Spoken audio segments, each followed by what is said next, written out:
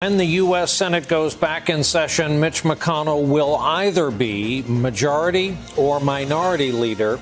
In any event, the voters in the state of Kentucky have awarded him a seventh term in office. At age 78, Mitch McConnell has pushed back the challenge from Amy McGrath. Right now, a pretty healthy lead. He is our projected winner in the state of Kentucky, already awarded to Donald Trump. Rachel, forgive me, back to your conversation. No, very good. It's good to know. That Senate race has been interesting because Democrats, I think, motivated both by enthusiasm for Amy McGrath, but a lot by a lack of enthusiasm for Mitch McConnell and a desire to try to give him a hard time at home.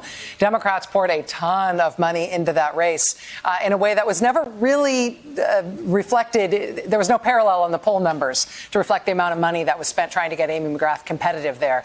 But Mitch McConnell will be back in the Senate leading the Republicans, in either, as Brian said, the majority. Review some of the major Senate races people have been watching and following for months now.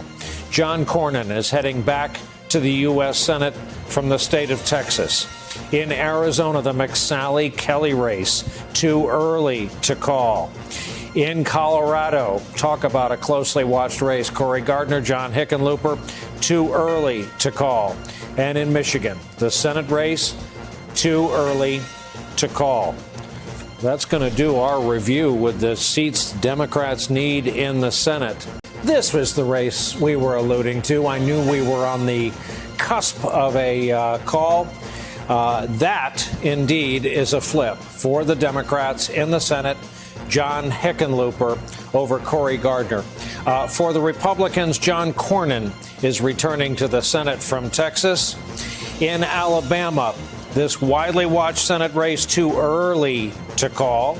In Arizona, the Mark Kelly-Martha McSally race, too early to call. Kansas Senate, additionally, too early to call. Let's go up to the state of Maine. Talk about widely watched, too early to call. Let's go out to Michigan.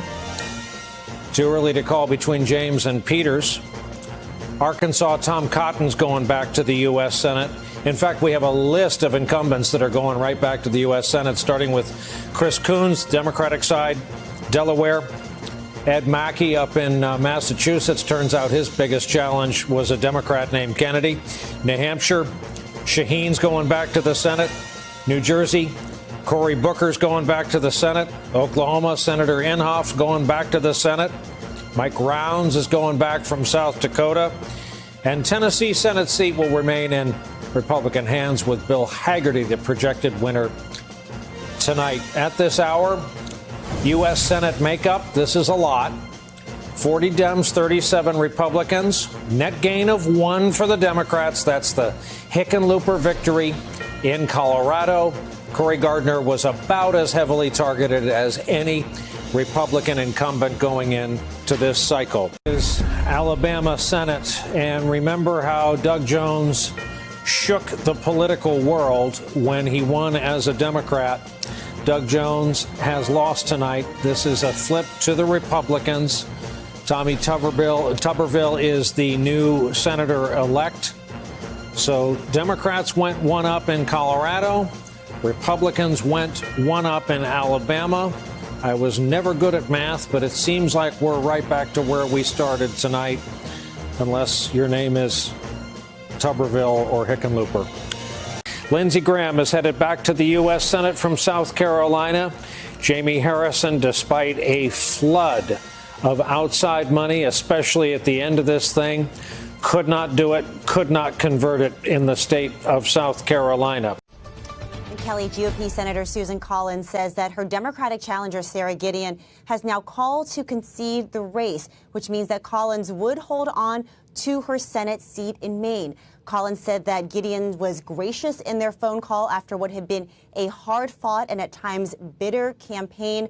The upshot here is that this means that the pathway for Democrats to take control of the Senate has narrowed significantly. They still need to flip 3 Republican seats. Collins saying now that hers won't be one of them. Kelly? Also have an update right now in terms of the United States Senate. Is that correct? Yes. NBC News can now project that in the United States Senate race in the great state of Michigan, Democratic incumbent Gary Peters has held on and will be returning to the Senate. This is an important part in terms of the Democrats and Republicans' calculation in terms of the balance of power in the Senate. It's also been a real drama for Peters himself. That was a tight race. It has taken sort of second place in the national media's attention to the presidential fight in Michigan. But that Senate race was very, very hard fought. Gary Peters will be returning to the U.S. Senate. Again, that's just new. NBC News just projecting that at this hour. We've got to call a race here. We're going to go back out west here, and we can call this race the projected winner in Arizona, that special Senate race.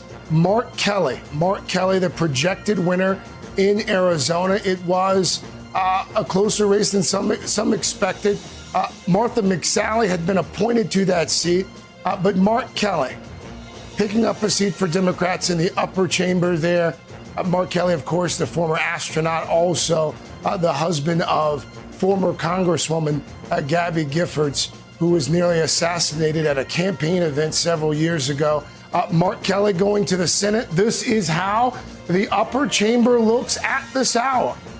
48-48. And oh, by the way, there's a very good chance that those two races in Georgia, there's a chance that both of those could be headed to a runoff in early January. Let's go back out west for a moment. Vaughn Hilliard still in Phoenix. He's in Maricopa County. Vaughn, Mark Kelly going to the Senate. What are you hearing on the ground? Is this what was expected there?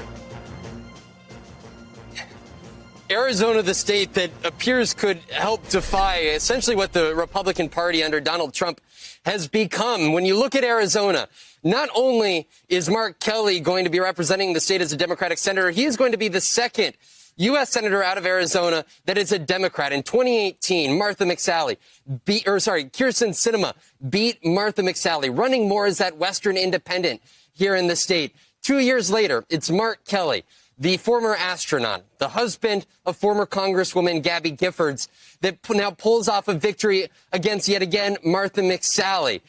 When you're looking at Arizona, this is a state just 3 years ago was represented by the likes of John McCain and the likes of U.S. Senator Jeff Flake, one of the harshest critics of this president.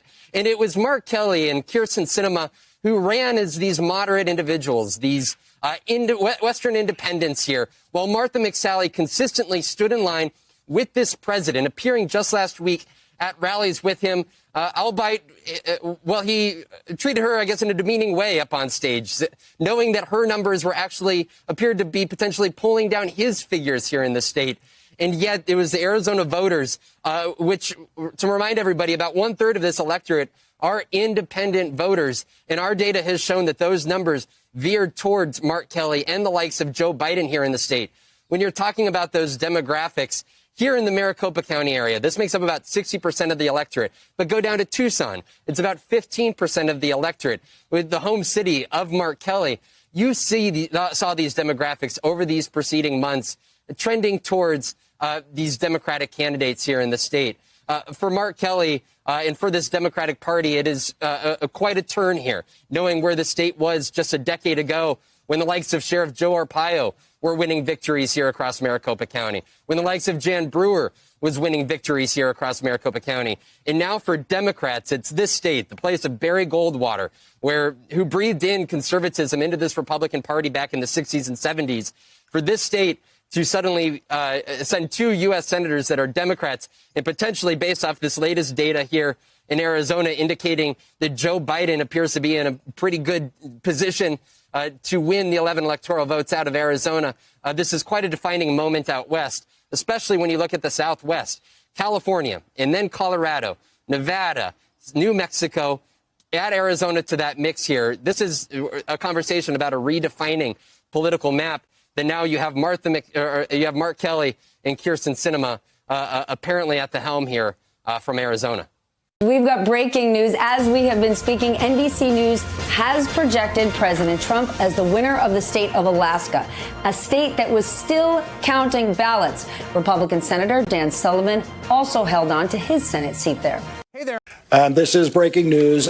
NBC News now projects Raphael Warnock as the winner in the special Georgia Senate election tonight. Raphael Warnock, the projected winner, beating incumbent Senator Kelly Loeffler with a, at this point, 36,000 vote margin. The votes are still now up to 40,000. The votes are still being counted in Georgia. Raphael Warnock is building that lead. Before we went to the president-elect, we should note some other major news taking place, somewhat related to all this. NBC News now projecting that John Ossoff, the Democrat, will win the Senate runoff in the state of Georgia. And that leads to the projection that Democrats will regain control of the U.S. Senate. It'll be a 50-50 split. Vice President Kamala Harris, Vice President-elect, as Vice President, will have the tie-breaking vote. So that just breaking here a few moments ago.